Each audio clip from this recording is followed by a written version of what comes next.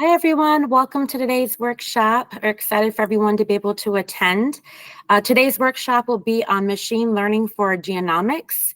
Our guest speaker today and mentor is Salam Yunus. A little bit about Salam is he's an AI researcher and machine learning engineer currently working with bioinformatics and genomic data. He has more than 3 years of experience working in the fields of machine learning and data science. And he is also a Kaggle master and is currently conducting research in the fields of bioinformatics and machine learning. So I will go ahead and turn it over to you, Salam. Uh, Thank you, Rainy. Yeah. Hello, everyone. So it's probably for most of you, it's good morning, and probably in Asia around me, it's night. So hope you all are doing well. So let me start by sharing my screen. So is it visible?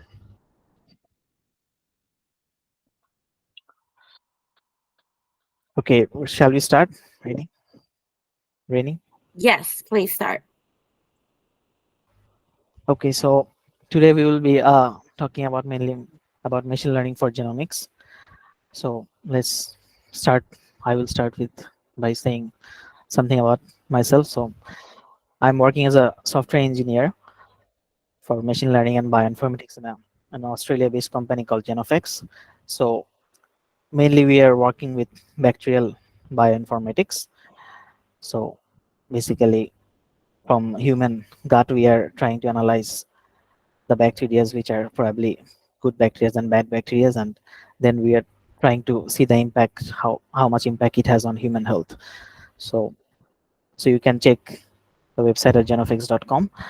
So I have also become, previously I was ranked top 1% on Kaggle. I'm a Kaggle master, and I'm passionate about machine learning and data science, and also basically I have learned a lot from the Kaggle community. So probably it's time to give something back to the community. So I have like 3 to 4 years of experience in machine learning, as Winnie has said, but I'm relatively new in the field of bioinformatics and machine learning, so 1 or 2 years. So I will try my best to share all my knowledge. So previously, I have also worked with deep learning, computer vision, edge computing, and reinforcement learning. I also participated in robotics competition and also Mars rover competition. So that's all from me actually. So let's start today's workshop. So what is genomics?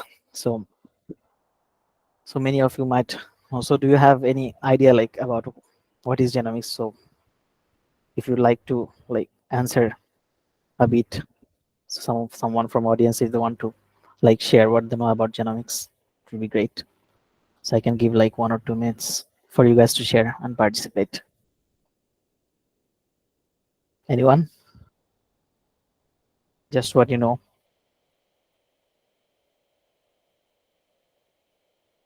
Maybe you can write in the chat.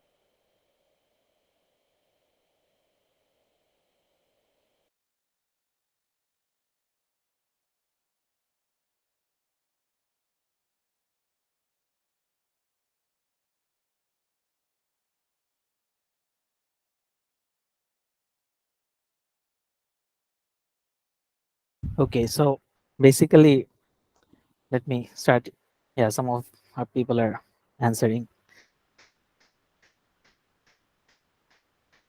Yeah, so basically, in human or plants, so what we have like cell. So inside the cell there is like uh, DNA or nucleus. So inside, I won't go much deep, but briefly I will explain. So there is DNA, there is inside the DNA, so there is a long strands of DNA.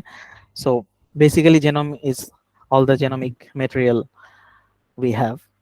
So probably that consists of DNA, RNA, and probably also that comes actually that is made up of amino acids. So there are actually coding regions of DNA and non-coding regions of DNA. So the coding regions actually from DNA, RNA is produced, and from RNA protein is produced. So basically DNA and genomics controls all our characteristics. So how we look, so our external phenotype or our behavior characteristics, all of these things are controlled by our genomics. Or even in case of multicellular plants or single cell bacteria. So also, so in humans we have mainly DNA, RNA, and those consist of some biological instructions. So those are then convert into proteins, and then make hormones. So in this way, actually, there are set of instructions that come from our, probably from our parents. So we inherit those characteristics, and then that are passed on to the next generations, and we those control our how we look or how we behave and those things. So basically, this is genomics, and basically DNA, and though they have like sequences. So in DNA we have like base pairs. So those are the main things that probably you have learned during high school, that they're like basically for adenine, cytosine, thymine, guanine. These are the base pairs. So we will mainly talk about those sequences of DNA base pairs, and those are actually our data.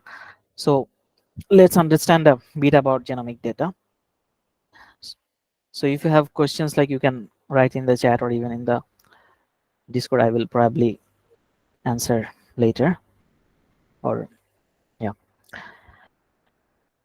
So genomic data is used in the field of bioinformatics. We all know that probably we are processing our data. So when we there is DNA sequence, and then that file is actually provided in various forms, like in a data format.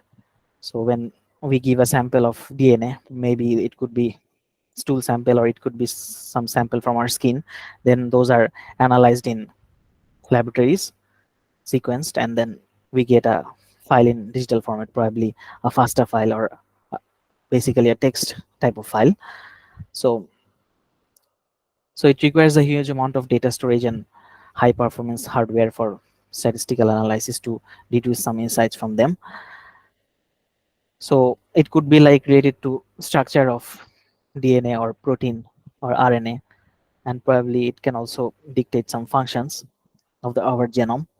So genomic data scientists can use those data for DNA sequences to research various diseases and discover new treatments, like drug discovery or similar things. So there could be data from molecules, their organisms, genes, function, interaction between different gene, RNA, proteins, etc. So these are basically genomic data. So where does machine learning comes? So now there is rapid advancement in genome sequencing technologies and produces a vast amount of data. So previously it was probably 20, 30, 40 years back, it was expensive to carry out sequencing. So now it's you can carry out your sequence probably in $100 or $200.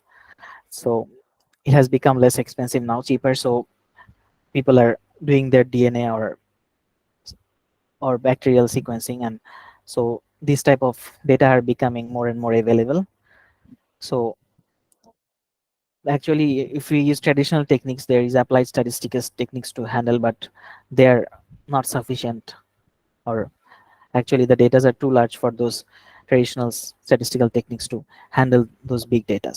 So we will, in that, also there are signals in genomic, valuable signals, and often probably in using statistical techniques, those insights cannot be obtained. So we need sophisticated ML technologies which can actually cut through the noise and help researchers draw useful information from those cross-disciplinary genomic data sets.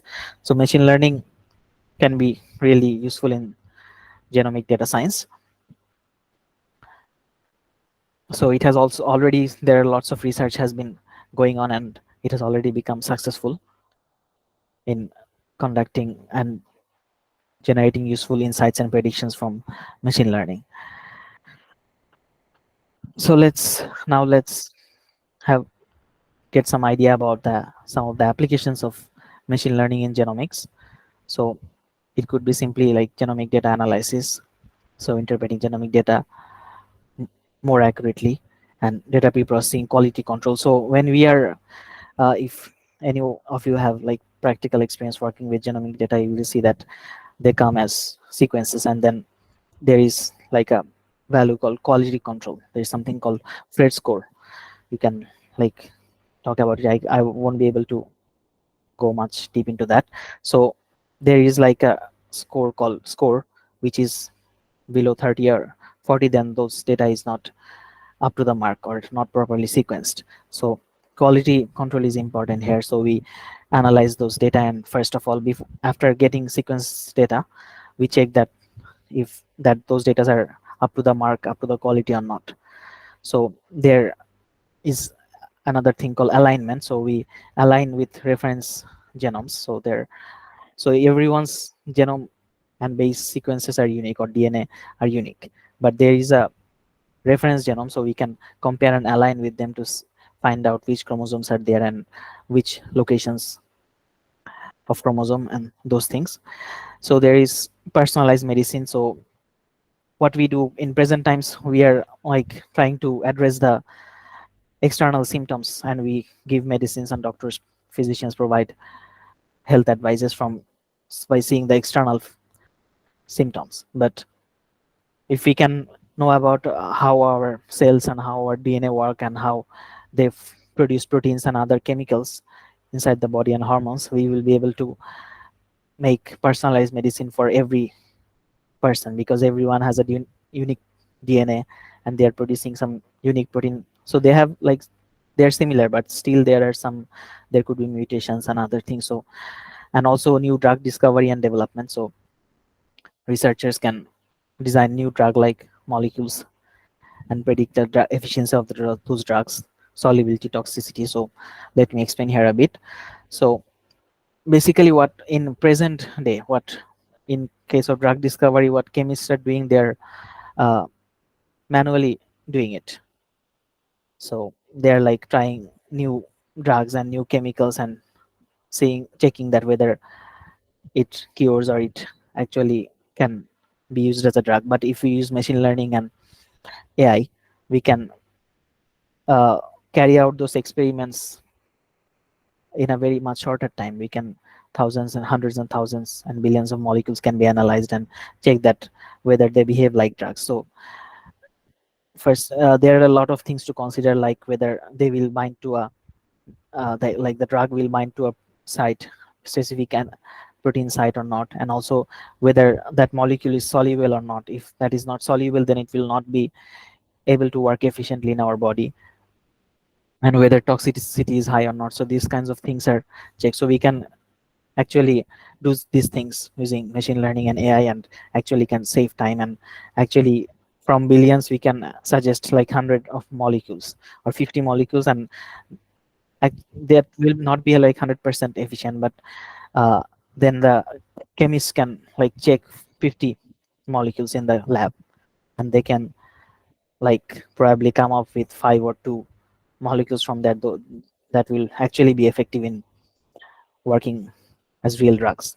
So but if we don't use these kinds of technologies or like computational capabilities, then probably chemists will have to work for 20 years or 30 years working with lots, hundreds, thousands, billions of molecules, and then come up with a new drug. So that actually saves time. So in clinical diagnostics and therapeutics, we can also, in healthcare, in agriculture, in livestock, we can also use machine learning. So this can be used to identify some behavioral traits. Efficient breeding programs improve the yield of crops, and also in diagnostics and prognostics and those things. So let's move to the next slide. So what are the most common machine learning techniques used in genomics? So as you all know, so there is supervised and unsupervised learning. That's obvious. Then we can use deep learning, and actually, since we will see some example today, so that will be more clear after that. So in deep learning, we are, since the genome sequences are in one dimensional, so we will be using in most cases one dimensional convolutional neural networks, recurrent neural networks, and in present times people are more and more research are going on where people are using generative adversarial networks or GANs, and graph neural networks and transformers and attention mechanisms are becoming more popular. So as we have discussed previously, like in case of drug discovery, so people are using generative adversarial networks or GANs, or even in some cases graph neural networks or transformers. So when we are like generating new molecules from existing data, so GAN is becoming more and more popular nowadays. So there, as usual, there are lots of challenges. So these are probably common for other domains like computer vision and NLP, and so there lack of flexible tools. So there are some bioinformatics pipelines, but still we need to do more research on machine learning to make more tools that are flexible and can produce more insights. So in conventional way, there are some bioinformatics tools, but they are not probably Yeah. using a lot of machine learning techniques. So any questions? Someone was talking. Okay, so there are probably still fewer biological samples, so it's getting popular day by day. So now some people are doing sequencing, but still there is a lack of biological samples and genomic data. But and also computational resource requirements are high. So if we like uh, there we can in present times we can in case of bacteria I can say like if we do their RNA sequencing, so we are there is one thing called 16s RNA sequencing.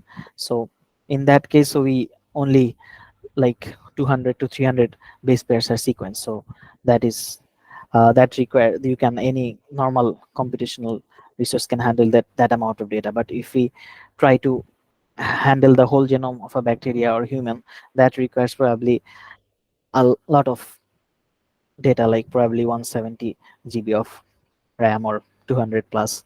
So these kinds of computational returns and probably more in case of human.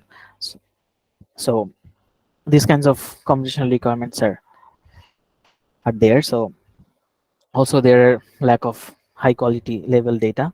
So people are nowadays using machine learning to annotate those data so that more can be insights and predictions can be done using supervised approach. And also as usual there is lack of model interpretability, so we need to work more on that to see how the model is working and giving predictions. So these are some of the major challenges. So there are probably some more, so just discussing a few here.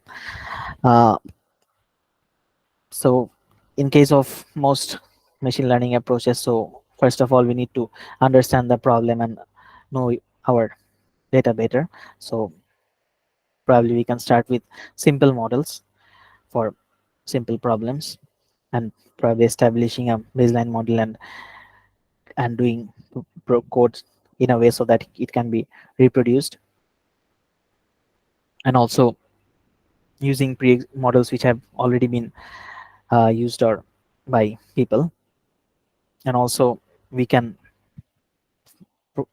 focus more on feature engineering and hyperparameter tunings to selecting the best features from the data, and normalizing the data is also important to bring it to us same range, and also avoiding overfitting. So I'm not going much detail about it. So most if you have any specific questions, yeah, you can ask and I will try to answer probably later. So let me check the chat a bit.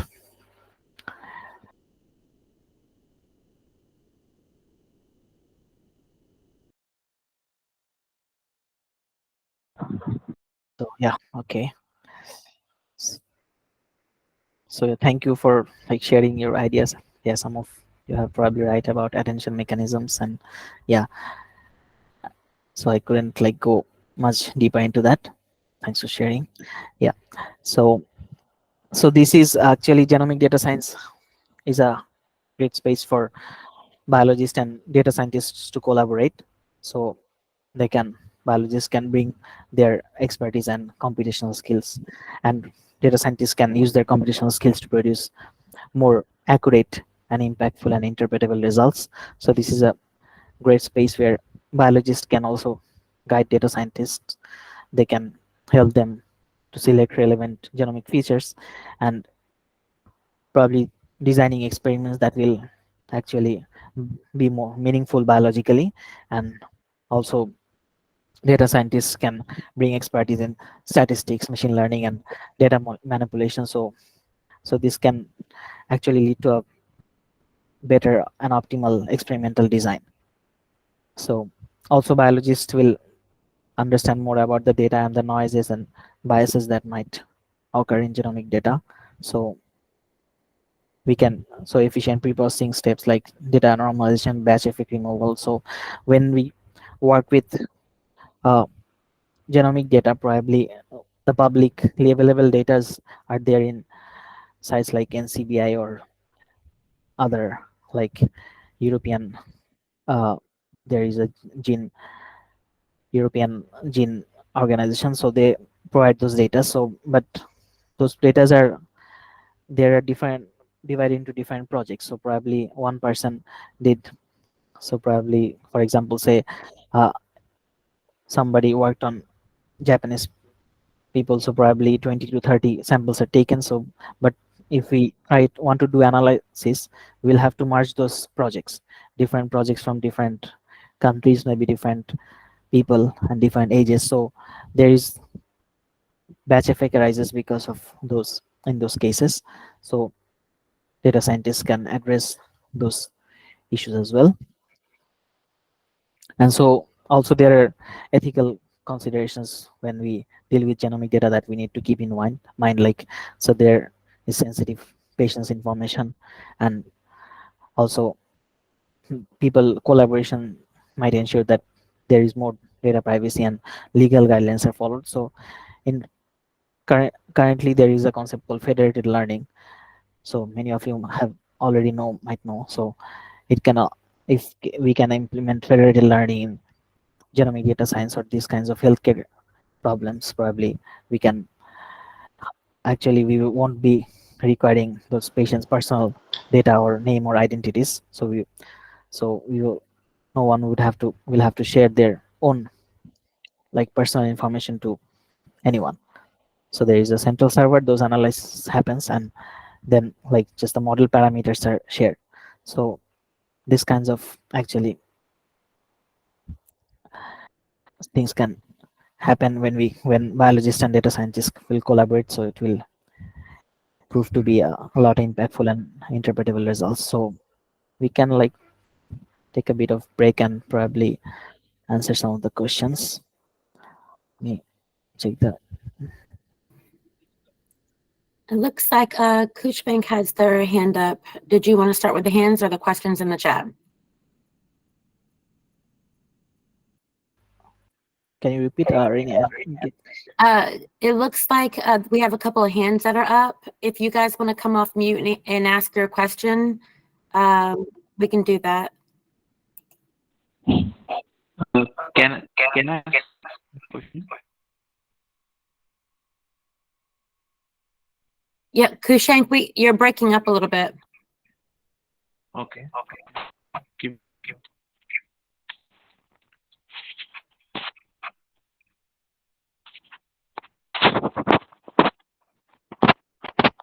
Is it better now? Yes. Okay, thank you. So Salman, I have this question. I think I'm echoing. I'll write my question in chat box. Yeah, sure. Okay, and we have another hand, Abdul. Yeah, hi Salman. Thank you for the beautiful presentation. So that was very, very insightful. Yeah, so I'm really interested in pursuing a career in bioinformatics and computational biology as well. So It will be grateful if you can come back and have a hands-on session with us, whereby you took us through a like real life application of data science, machine learning with biological data. So that's my first question. It's not. It's more of asking for a paper actually. Then the second one is, do we have genomics data on Kaggle? Then can we get the direct link to those data? Thank you. Yeah, so I couldn't actually understand your first question. So can you please repeat? Like, Yeah, the first question is if you could come back and have hands-on session with us, like taking us through the practical application of machine learning data science with genomics data. yeah. If So you have the time. yeah, in next session we'll be seeing some codes. Yeah, some practical examples. Yeah, and this about the second question. Yeah, I think yeah, I have seen some of the DNA sequencing and data in Kaggle. So probably I will be able to share some after when I will be able to after the workshop. So probably in the Discord I will share some datas like available in Kaggle or other resources. I can do that. All right, thank you Hope so much. yeah, probably that answers your question. Yeah. Thank Um, you. It looks like we also have Adina. Did you want to come off mute? Yes, ma'am. Good morning. Thank you so much.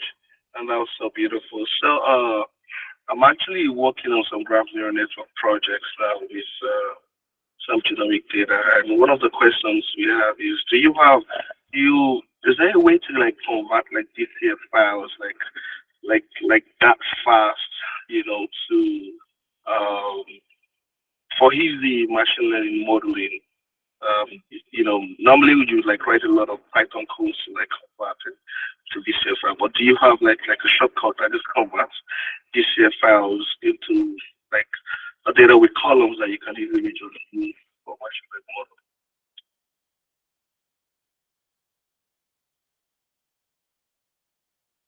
so it will probably be better if you can like write your questions. So yeah, probably it's I have problem in sound, probably not understanding like all of the things. So Okay, if you guys want to put your questions in the chat, and then I think that might be easier for us just to ask them, and then he'll be able to answer.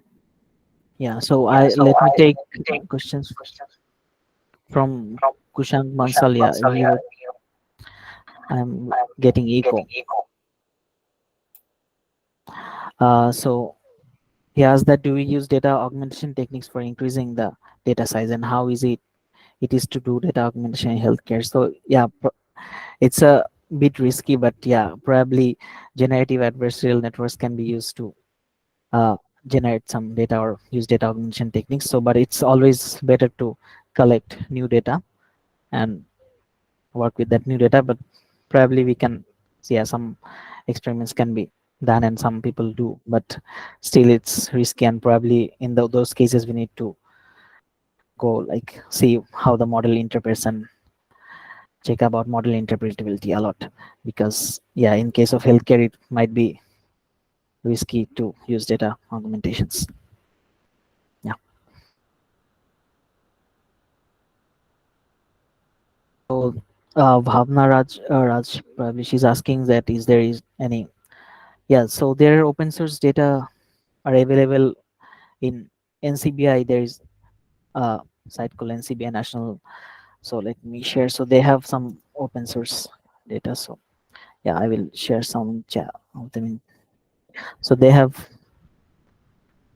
datas, and also some other sites are there, and also probably you can find some in Kaggle as well. So yeah, I will share some more data or some sites where for genomic data probably later. So now right now there are, yeah, lots of data are available. Okay, so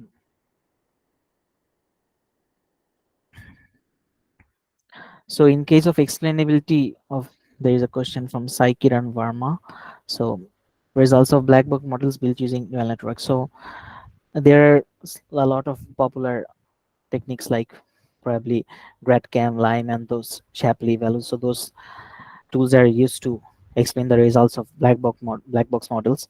So probably in case of computer vision, uh, those models actually, that GradCam or Lime or those frameworks focus where the model is predicting. So probably in case of an image, there is we are probably detecting a car, and also in the background there is sky or other kinds of objects. So if we use those model interpretable frameworks, so that we can actually uh, focus that where the model is uh, predicting and what it is predicting, so we can actually know about them.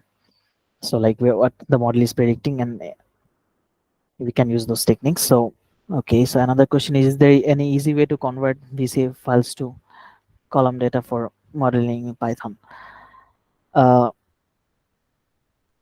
So in normal cases, we so I think there's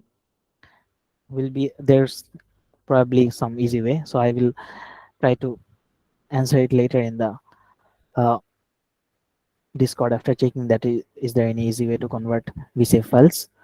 So great question. So okay, let me go to the next one.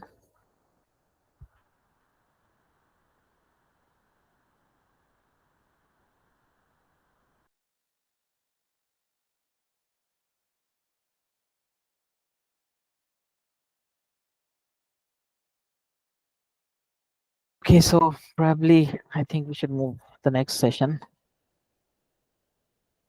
So I will answer more questions in the Discord later after the workshop. So I will probably be able to answer more questions later. So now we will go through a coding example. So we'll try to go through a simple example and some simple frameworks that we use for genomics data. And so I was talking about DNA. So this is a basic structure of DNA. So we probably already know that DNA is a double helix structure, and also their DNA. So both the strands are joined together by the base pairs. So there are adenine, thymine, guanine, cytosine. So adenine and thymine are if one sorry if one strand has adenine, then other strand is joined other strand, that complementary part has to be thymine, and if there is guanine, then it has to be cytosine. So they are bonded together and there is a backbone. So this is the basic structure. uh, so in for handling DNA sequence data or RNA sequence data, there is a framework called BioPython. So we often use those that along with Python to deal with DNA, RNA, or protein sequence data. So we can like reverse complement DNA string. That is, so we have basically adenine, thymine in a one order sequence. So we can get the reverse sequence by applying some functions. And there is some like, so we are talking about some databases. So where we can get the data. So there are commonly there is GenBank. So these kinds of websites are there where we can get data, and also in CBI and probably also in Kaggle. So there are some formats called FASTA file and VCF. So someone was talking about VCF. So that actually VCF actually addresses the variations in genomic data. So I was talking initially that everyone has like unique genome or unique DNA sequence. So VCF is actually called variant calling format. So VCF try to address those variations in individuals' genomic data and try to handle So also there are some another called Kaggle, which is for web graphical representations of raw DNA sequences. So let's see some examples from so BioPython. So as usual, we'll just have to install it using pip, and then we can use some of the functions and libraries they have. So we can import sequence IO, seq IO, and then this function called parse actually uses the FASTA file. We are using here FASTA file, so this is basically a text-like file. So we can parse those data and we can have a look at what those data contains. So I have those data in my drive. So I'm just using an example FASTA file here. So as you can see that this is a DNA sequence example. So first of all, we are printing the ID. So they each have an individual ID. Each sequence have an ID, and there is the sequence that adenine, thymine, guanine. So these are our data basically. So these are the base pairs we have seen here. So these are actually the uh, coding regions, and they from these base pairs we get RNA, and then proteins. So we have like three base pairs are called codons. So these three base pairs actually when converted to RNA, they actually denotes to a specific amino acid, and in that way amino acids and proteins are formed, and then we get probably hormones and chemicals, and this way other things are happen in our body or even in plants and other organisms body. So there are other like functions like sequence read and maybe imported. So let's see some more descriptions and annotations about the data. So this is from this chromosome. There is chromosome locations and genes. So these kinds of information like protein coding and also description about the function of the gene.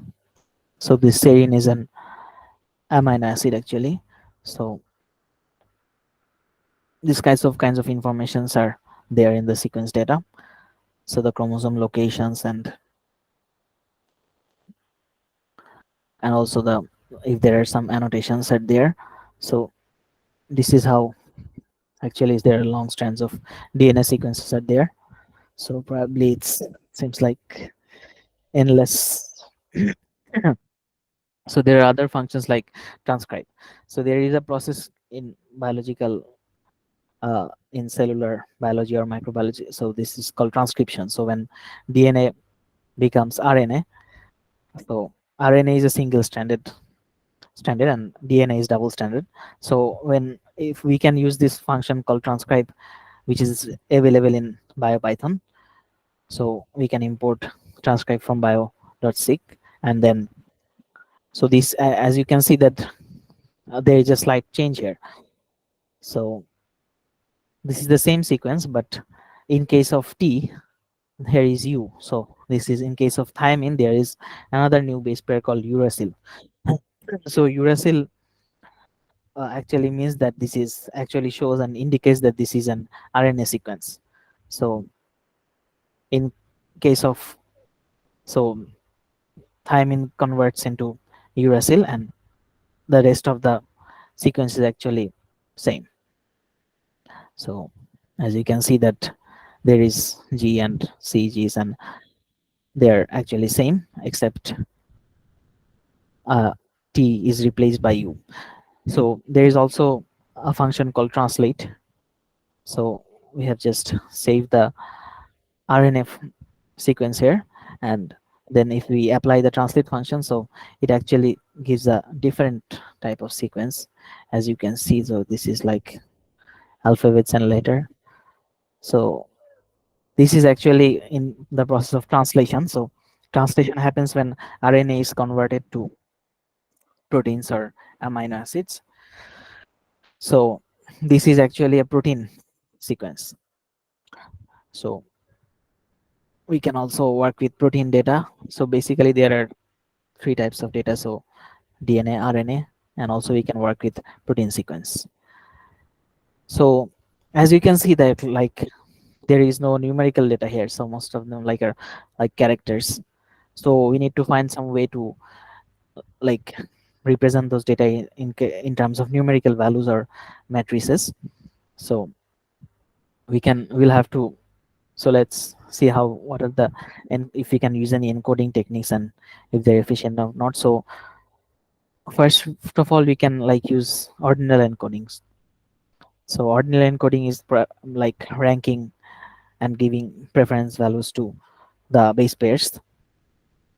So there is a call base such as n. So n is actually those bases that were probably not identified by the sequence machine. So this is probably has no value in this uh, sequence, but still it exists.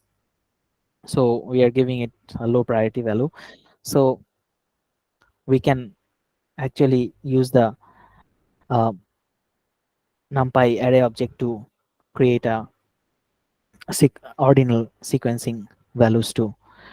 So we are, you can see we are assigning adenine to 0.25 and cytosine 0.5 and guanine 0.75 and 1, and also if there are any n bases, those were not identified properly by the sequencing machine, so those are assigned 0. So we are using label encoder here, and also sequence in numpy array we are just saving it as a list and then returning the sequence string. So we can use techniques like this to actually, so there is a sample shorter sequence here. So we are just using the function, calling the function, and we are checking that if it does ordinal encoding, what do we get. So as you can see that it can be encoded like this uh, in a numerical way, probably in terms of matrices, but uh, yeah, we have other options as well. This is ordinal encoding, we can do one hot encoding as well. So these are the common techniques we use for encoding, or in case of probably in NLP data we use such things. uh, so we are using a one hot encoder example here. So we are fit transforming, and then so these kinds of, if we apply to another sample sequence, so we can get this type of matrices from one hot encoding. So all the variations, so this actually uses the one hot encoding technique we all know. So but there is some problem, like if we still use this one hot encoder or ordinal encoding in case of genomic data, so this actually doesn't produce vectors. Those are not actually always in uniform length. So this causes a problem, like if when we fit the data into classification or regression algorithm, so this causes problem, and probably we have to like fix them using like truncating those sequences, or probably we have to add a n or 0. So these kinds of things actually are not efficient. So there is another technique called KMR counting. Those are actually used by researchers in genomic data science or uh, in this field. So this is a well-known technique called KMR. So what we are doing actually, we are thinking that DNA and protein sequence actually are language of life. So we are addressing it as a kind of natural language problem, and we are thinking the genome as a like a whole complete book, and then so the subsequences, gene and families are probably centers. Then actually we are dividing those long strand of sequence into smaller KMRs, or probably as words. So the things those we use in NLP like bag of words, so we are using similar techniques here. So KMR is basically kind of like bag of words. So we are dividing those we are saying that each A, C, T, G are alphabets, and when we are dividing into KMRs, so these are like uh, words. So a bag of, so we are trying to, we'll be creating like bag of words. So we are using a function here. So we are, first of all, we are lowering those. So just basically we are up, doing a, like, we are changing to lowercase, and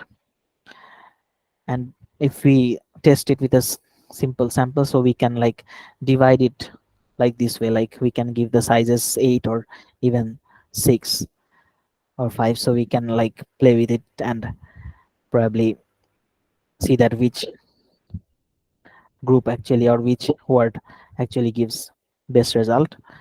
So we can actually group the sequence, and in NLP we use like tokenization and those stuffs. So these are basically similar.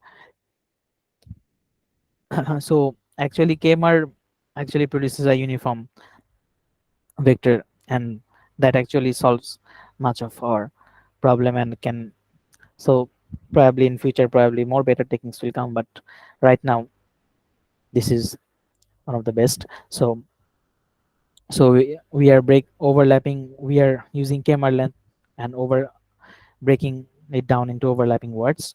So probably 6, if we use 6, they're hexameters or octamers. So there are 4 hexamer words. So this basically we are using 4 variations. So it's like n-grams that we use in NLP applications. So we are just joining the sentence and using spaces here to separate those kmarts.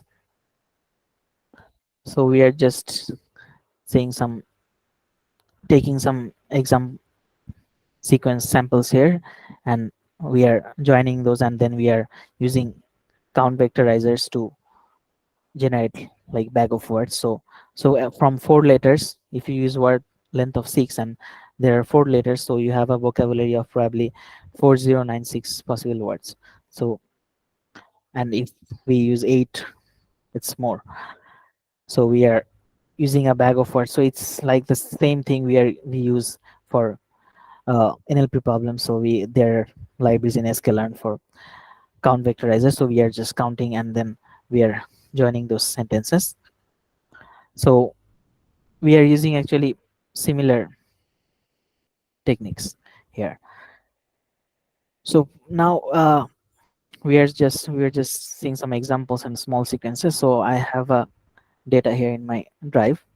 So this is, there are human genome data, and also from, so we will be comparing human, chimpanzee, and dog data. So there is a data set here. So as you can see that, so these are arranged as tabular data. So there is sequence and there are class. So there, so we can use to actually supervised learning approach to predict this kind of data from. So our data is here, our features are those sequences, and we'll predict those classes. So we can take a look at the classes. So this column, so we are using a bar plot, and we're counting the number of classes for each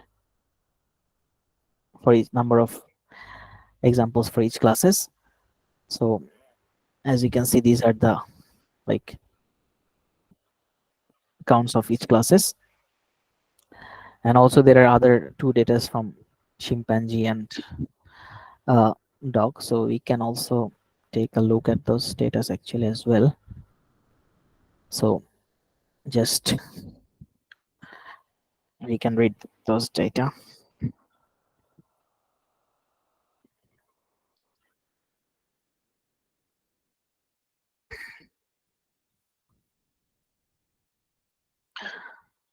So these are already applied, KMR applied here, as you can see.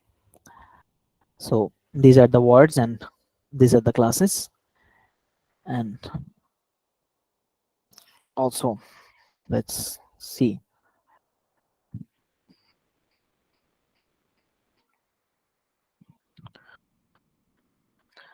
So yeah, so actually what those class means, so you can understand from this image.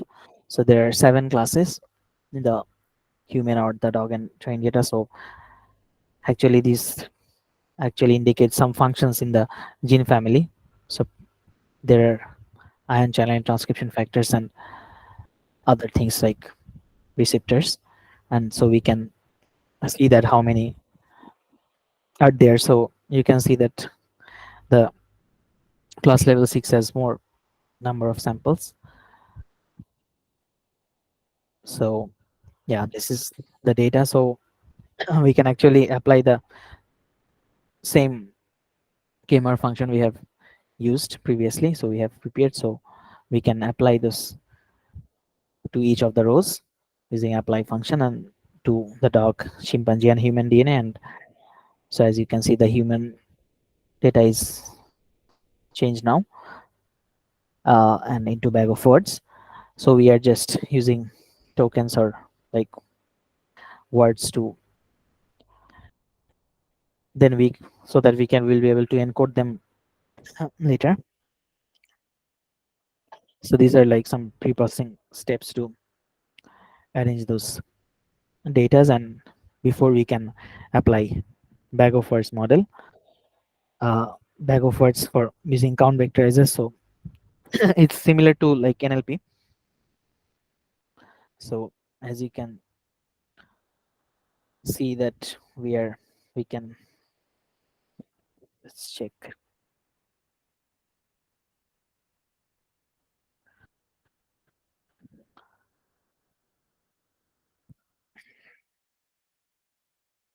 So yeah, these are like transform them all. Okay, so so these are the shapes of the data, and so these are the shapes, and also so we can split the data same way, like we can use sklearn model selection. We can import that, and we are taking 80% as our trained data and 20% as test data. And here we are using a simple example called naive bias, that we all know that this model we are using to make a simple prediction from here. So we are using the fit function to, so I have already actually, cells are already I have run, so I'm just showing the outputs and explaining them. So we are doing trying to do some predictions here using the train and test data. So probably let's check. So these kinds of class predictions are there, as you can see. So this is on the human data, and also we are plotting some accuracy F1 score and using cross step functions in pandas. So you can see that there are actually confusion metrics for human test DNA sequence, and also their accuracy metrics, precision and recall are there. So it's actually a good accuracy and also precision value. Those are, so we are using KMR of 8 here, so probably we can use 6 and experiment other KMR values. And also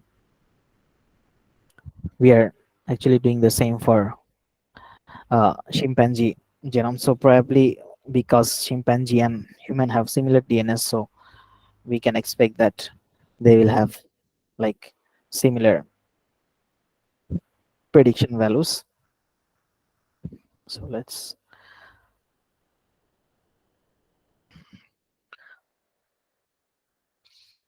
yeah, so these are some of the predictions, and also you can see that accuracy is greater for chimpanzees here, so they're similar actually. So you can also, I have just shown a simple machine learning example here. Probably this can be used, we can use other models, we can experiment with other classification model here. So maybe one-dimensional CNN or deep learning models can also be applied here. uh, and also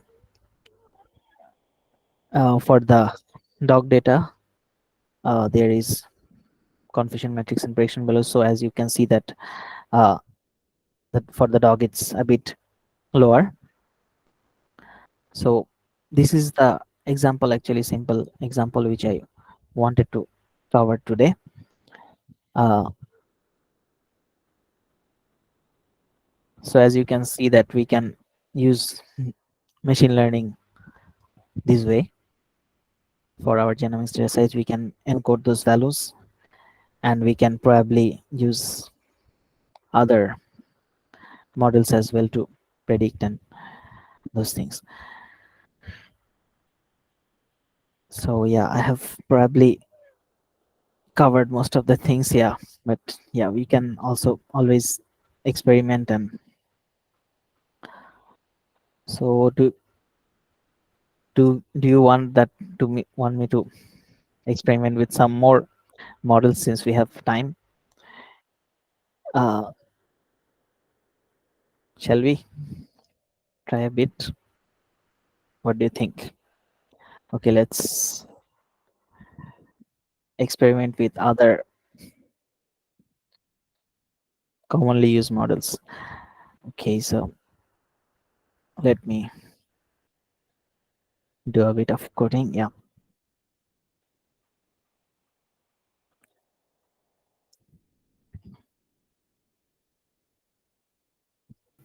And so, can you go maybe and say the different way of what you're trying to predict? So there, we are trying to predict the uh, classes actually. So these are the uh, some of the functions from gene family. So these are the ion channels and the transcription factors. That those things we are trying to predict from the DNA sequence. So probably we can experiment with other models as well. As I was saying, probably decision tree or other classification algorithms can be used here. So probably we can experiment a bit. uh Maybe let me just do a bit of it.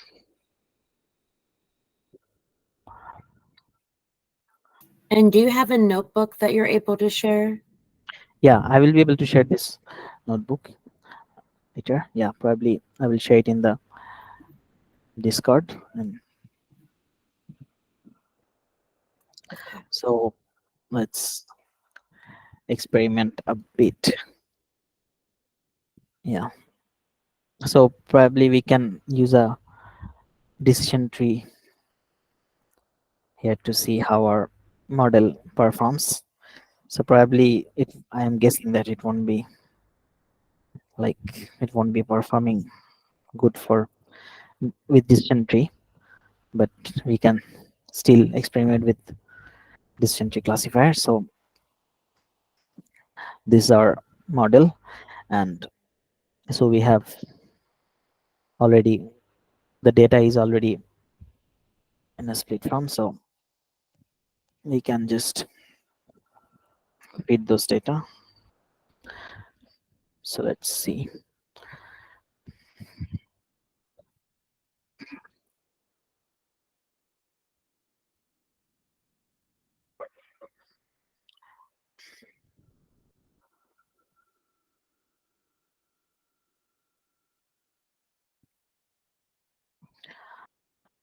Yeah, so it might take a bit time. Okay, so let's prepare the next step. So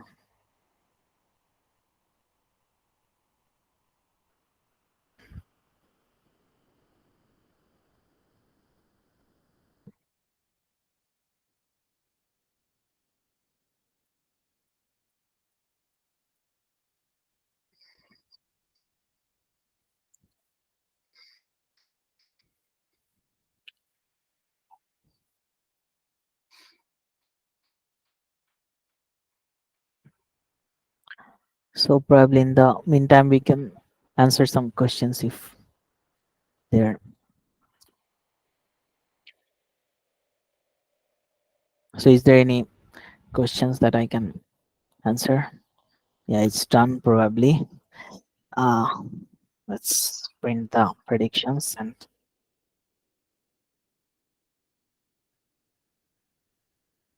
There are some questions in the chat, but you may have already addressed them. Did anybody else need any clarifying questions that you would like to put into the chat? Manoj? Sure. Hi, yeah, Salman. sure. Can you hear me? Yeah. Yeah. Thank you. Thank you for the presentation. I was wondering, like, suppose if we have a DNA sequence of a 500 kb or a large DNA sequence in which the first part is actually a transcription start site, and then we have a promoter binding sequence, and we have a exon. So in that case, in your one input you have multiple classes.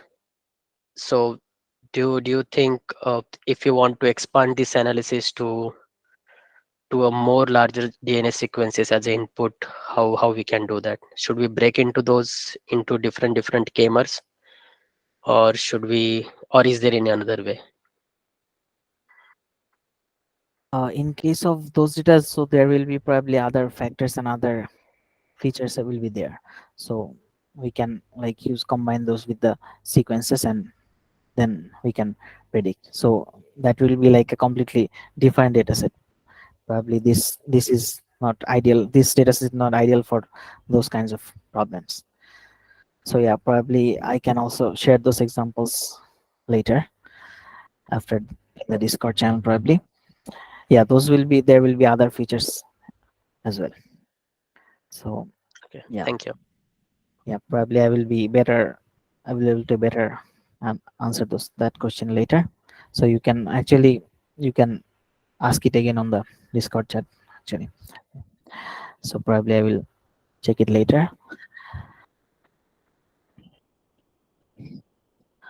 Oh, so there is a question. So do you have any resources for complete beginners? So I think, yeah, this I can share resource later, but this is actually a pretty beginner kind of example. Yeah, so I will share my notebooks and also I can share other resources as well later. Yeah, so It looks like Manisha has her hand up as well. Did you want to take her question or take their question? yeah, sure. Yeah. Hi, Salman. This was a very insightful presentation. I wanted to know, like you were, I don't know if you've worked in this particular field. Do you actively work on in genomics domain? I'm currently working on with bacteria bioinformatics. Yeah, but yeah, Okay. I'm probably I don't have like a Yeah, lot of my experience, but my understanding of this domain also is very minimal, but I'm going ahead and asking you this question. In real world applications, what kind of examples did you come across, or projects that you come across, and what solutions did you come up with? And looking at the domain itself, it's a medical domain, right? There's the accuracy and stuff has to be very precise and everything. So how do you tackle such challenges when you're working closely with clients? What are the benchmarks that you look for? yeah, so mainly I'm currently working with for like around 2 years. I'm working with gut mic. There's a thing called gut microbiome. So we are taking stool samples and then we are analyzing those sequenced, or we are receiving those sequence data. So basically we use statistical techniques and then we compare that data with already uh, existing researches and already the reference databases. We compare those. So what we do is we do taxonomic classification. So there are reference genomes are there for bacteria. So we try to see that which kinds of species are there uh, in our gut. So which kind of bacteria species or genus are there. So we used commonly existing biological or statistical techniques. So there are already existing research in this field, so we compared those with the reference genomes or the genome. We align, and then we try to see the species, and then we compare it with other uh, researchers. So actually there is some scopes for machine learning, but still in terms of like in industry there's still uh, less use of machine learning, so there is Yeah. more use of statistics and those kinds of things. So we try to actually we validate our with the existing researches, and we compare with genomic databases. So those are the things actually we do. Okay. So, do you have some kind of, in the field that I work, we have existing softwares which have predefined code and stuff, which does some pre-processing and generates results. Are there such kind of, softwares that run these models and give you an output with which you can compare your results with? Yeah, there are lots of like pipelines are there, like one is there, most popular is called Chime. There Mhm. is full form is quantitative insights for microbiological ecology, uh, microbiological evolution or something like this. So this is a built-in pipeline, so we can run it on Linux command line, and we can use it to generate our insights. And also there is another one called parallel meta. So in parallel meta, so they are using also commonly used machine learning. So this not commonly actually, so there is one model called hidden Markov model. So they are using hidden Markov model to generate those insights. So these kinds of a lot of tools are there. Okay. And It yeah, would be really helpful if you could share these packages and other tools that you use in the Discord channel. yeah, Uh, sure, yeah. sure, Thank you I so will. much. Thanks. Sure, thanks. I hope I could answer your question. Yeah, yeah. Thank you so much. Thank you.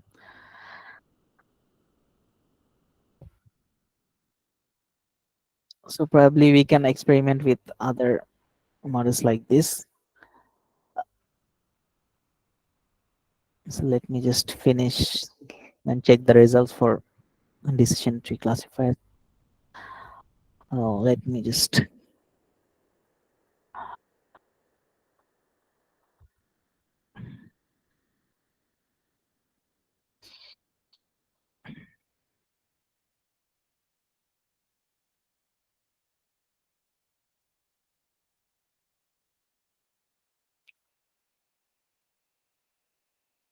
So let's just change these predictions.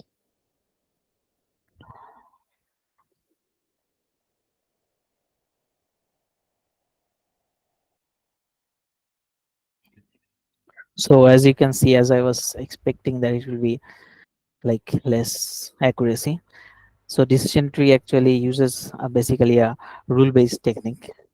So for that reason, probably it is not getting a lot of accuracy. So probably we can in deep neural network or CNN like models will perform much better, but still uh, naive bias and this type of things are also performing better. So that's actually all from this session. So uh, probably we can end here, and probably we can keep the discussions going on in the Discord channel. And if you have any further questions, we can answer for a few more minutes probably. Uh, and probably we can keep the discussions going on the Discord channel as well. So yeah, do you Okay. have any other questions? Anyone? And please provide feedback in the Discord channel, like how was the workshop, or if you think that I could have covered a few more topics. Yeah, we can keep the discussions going and also learn in the process. Thank you for your time today. It was very insightful to be able to see those predictions, Simon. And thank you all for taking time to joining the workshop today. Again, the Discord form is in the chat under the questions and answers piece of Discord. So if you have any future questions, feel free to continue these discussions there. And thank you all for coming out. Yeah, thank you all, and also thanks to Rainy for arranging this amazing workshop. So thank you so much everyone for